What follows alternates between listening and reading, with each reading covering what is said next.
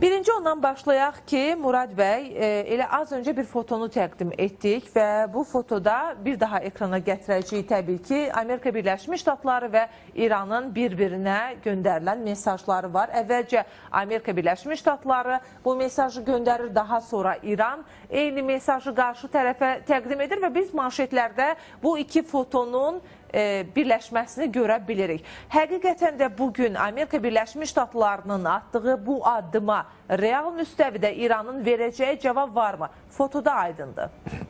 Əlbəttə ki, sizin sualınızda özündə elə cavab var.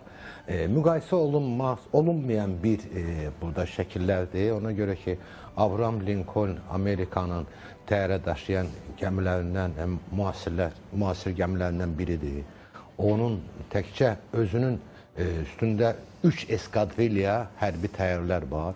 Mən bildiyimə görə orada 2 F-15 müasir F-18 və F-35 tipli həm müasir təyyarələr, stealth tipi təyyarələrin eskadrilyalarına yerləşib. Ondan əlavə olaraq onun eskortunda müxtəlif gəmilər var.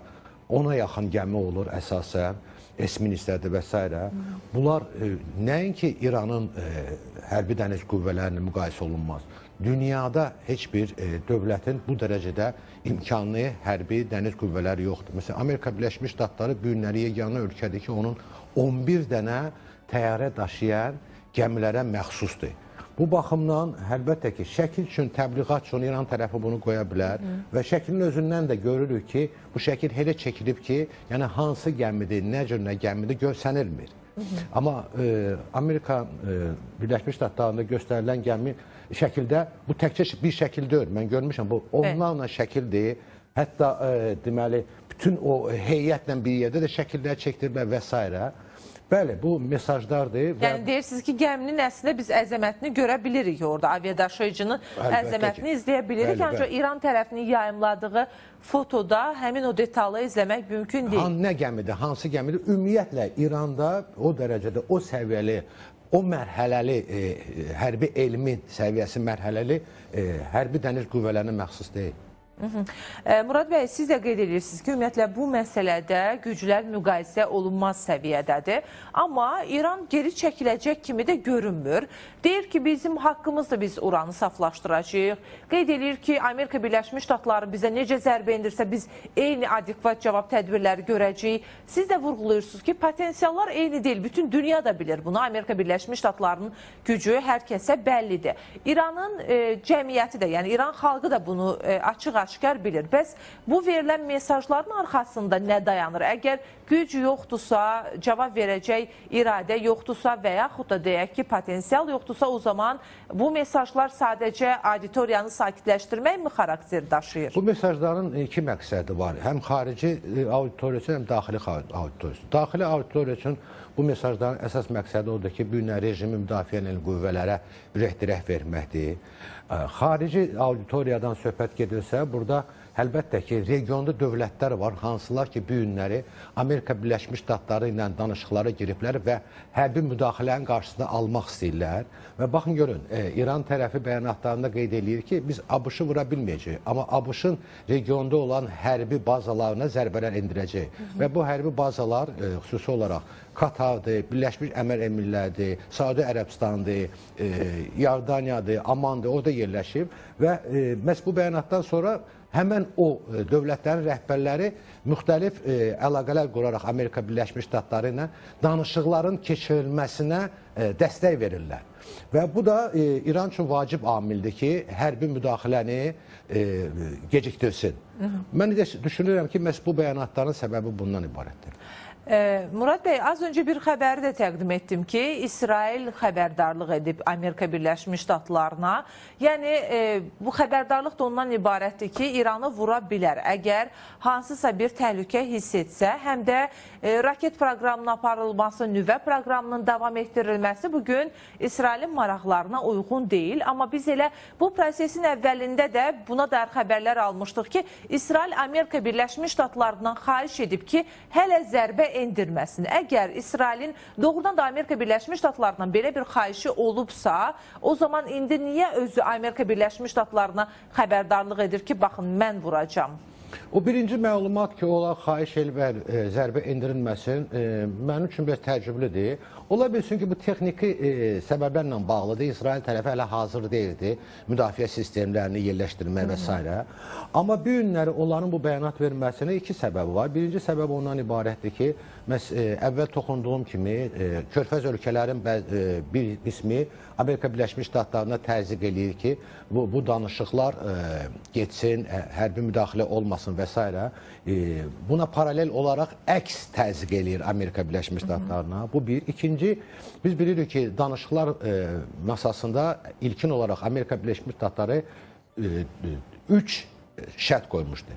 Nüvə proqramının dayandırılması tamamilə, zənginləşmiş uranın tamamilə İrandan çıxarılması, raket proqramının məhdudlaşdırılması, yəni 500 kilometrə. 500 kilometrə məhdudlaşan zaman o raketlər artıq İsrail ərazisinə çatmır və başqa məsələlər idi. Əsasən, bu istiqamətlər üzrə müzakirələr gedirdi. Amma biz görürük ki, İran tərəfi artıq həm balistik raketlərlə bağlı məsələni müzakirə eləmək fikrində deyil, bunu açıq bəyan eləyir.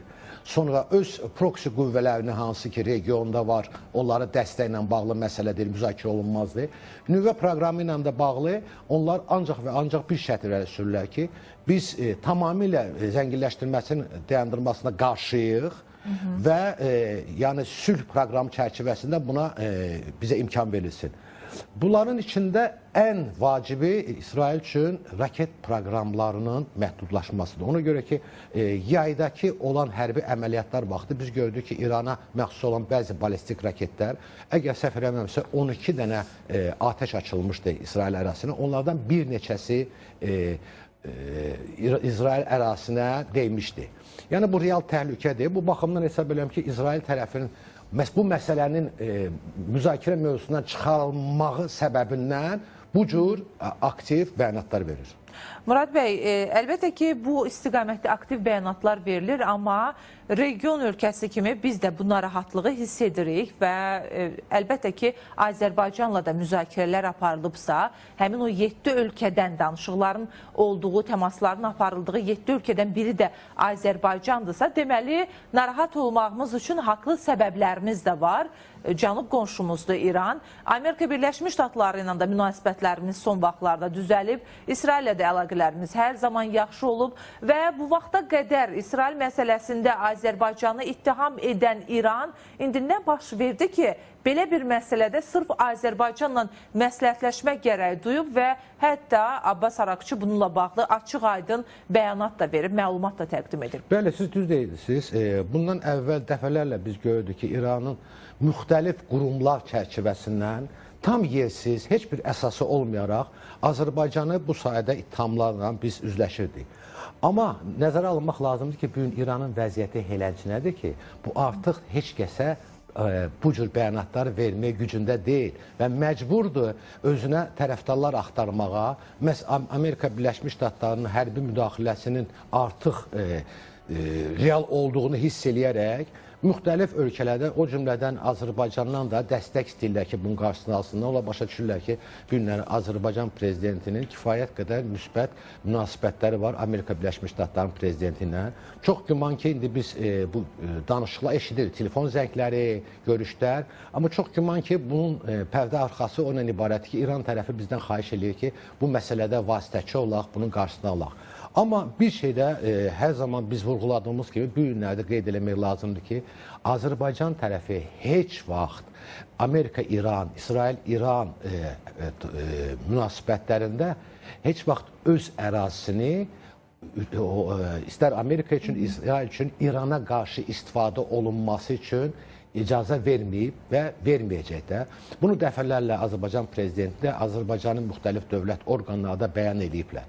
Bu baxımdan hesab edirəm ki, bir daha bunu vurğulamaq lazımdır. Əslində Murad bəy, biz bu bəyanatı əvvəllər də səsləndirmişdik. Yəni, bundan öncəki İranla bağlı təhlükələrdə də Azərbaycan bu fikri demişdi ki, heç bir halda biz öz səmamızdan, öz ərazimizdən istifadə icazə verməyəcəyik. Amma o zamanlar Azərbaycanla bağlı mövqe belə deyildi. Yəni, İran hələ də şübhə içindəydi. və hələ də müəyyən planların hətta Azərbaycan üzərindən aparıldığını düşünən bir kəsim də var idi İranda. İndi islahatçı qrupun hakimiyyətə də təmsil olunması, yəni Pezeşkiyan timsalında vurğuluyuram. Bu fikirləri müəyyən qədər dəyişirmi, yoxsa bunun sizin dediyiniz səbəblərlə yanaşı digər səbəbləri də var?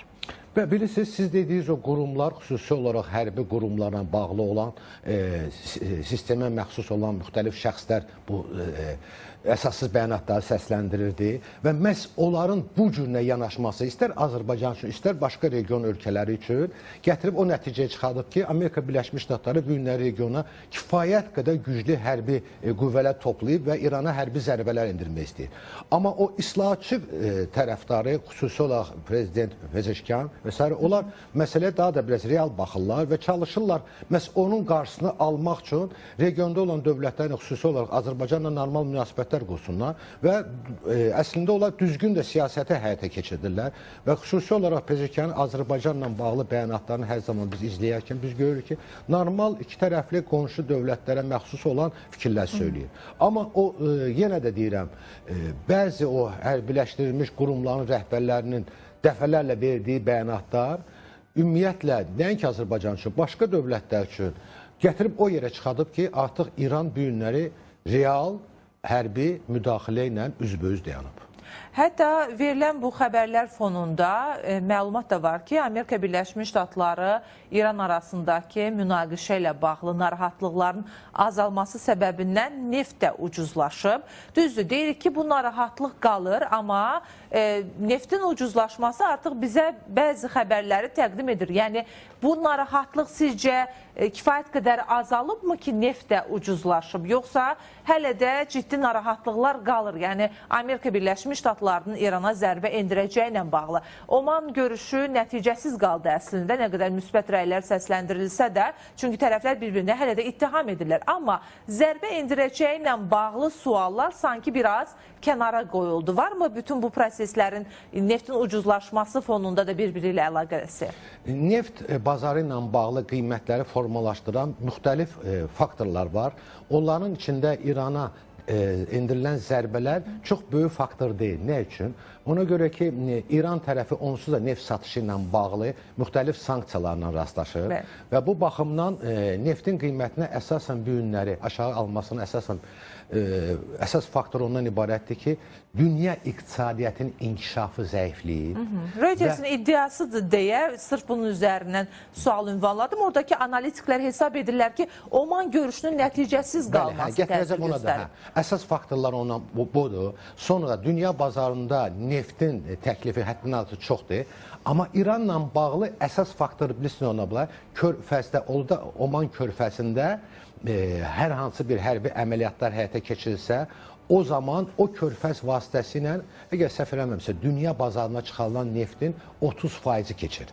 Bax, bu biraz təhlükə yarada bilər, amma analitiklər də nəzərə alırlar ki, Amerika-İran hərbi müdaxiləsi olsa və Amerikanın ora topladığı bu günləri kifayət qədər güclü silahlı qüvvələri nəzərə alaraq, o məhdudiyyətlər həmən ərazidə 1-2 gün çəkə bilər və o da neftin qiymətinə o qədər də təsir edə bilməz. Düşünürəm ki, bax, bunlardan irəli gələrək onu qeyd edirlər. Murad bəy, danışdıqlarımızı yekunlaşdırsaq, bugün Amerika Birləşmiş Ştatları və İran arasında gedən bu proseslər daha çox fotolarla və yaxud da deyək ki, ritorika ilə müşahidə olunur, amma insanlar hər zaman bir narahatlıq içindədirlər ki, bu artıq müharibəyə çevrilə bilərmi və nəticə etibarı ilə kiçik bir müharibədən regional müharibəyə qədər böyüyə bilərmi? Nədir sizin yaxın zaman üçün proqnozlarınız? Mən proqnozum ondan ibarətdir ki, müharibə qaçılmazdır. Ona görə ki, Amerika Birləşmiş Ştatları bu regiona o qədər silah-sursat gətirib ki, hətta son dövrdə bilirsiniz ki, bir ay bundan əvvəl belə bir real vəziyyət var idi müharibənin başlanması. Amma bunu dayandırdılar məhz o ilə bağlı ki, regionda olan Amerika müttəfiq dövlətlərinə təhlükə yarana bilərdi. Bu baxımdan ondan sonra biz izləyib görürük ki, xüsusi olaraq hava hücumundan müdafiə sistemləri yerləşdirilir. Bugünkü günə qədər 20-yə yaxın Amerika Birləşmiş Ştatlarının hərbi bazalarını regionda regionda yerləşən bazalarına dünyanın istənilən yerindən, Amerikadan, hətta Yaponiyadan belə TAT və Patriot hava hücumundan müdafiə sistemləri gətirib yerləşdirilib. Yəni ABŞ burada kifayət qədər öz müttəfiqlərinin təhlükəsinin təmin olunması üçün tədbir görür. Ondan başqa həddindən artıq böyük hərbi hava qüvvələri yerləşdirilib, dəniz qüvvələri yerləşdirilib. Bunların hamısı gündəlik böyük xərc tələb eləyir. Bunu hər hansı bir təzyiq üçün və nə üçünsə həyata keçirmək, mən hesab edirəm, iqtisadi cəhətdən düzgün deyildi. Sadəcə olaraq Amerika Birləşmiş Ştatları bu danışıqlarla iki məqsəd daşıyır. Birincisi, vaxt udmaq, o hərbi tədbirləri həyata keçirmək. İkincisi isə beynəlxalq aləmə hərbi müdaxilədən əvvəl göstərmək ki, biz bütün sülh imkanlarından istifadə elədik. Bir nümunə gətirim, yadınızdadırsa, İraqa qarşı müharibə apararkən Tufan əməliyyatı var idi. Səhrada Tufan əməliyyatı adlandırıldı. O əməliyyat 100 saat keçib, əməliyyat mövzusu. Amma ona hazırlıq ABŞ 5 ay aparıb. Bu baxımdan ABŞ-ın hərbi müdaxilələrə hazırlıq mərhələləri həddindən artıq çox geniş olur. Ona görə mən hesab edirəm ki, bugünkü uzadılma məhz o ilə bağlıdır.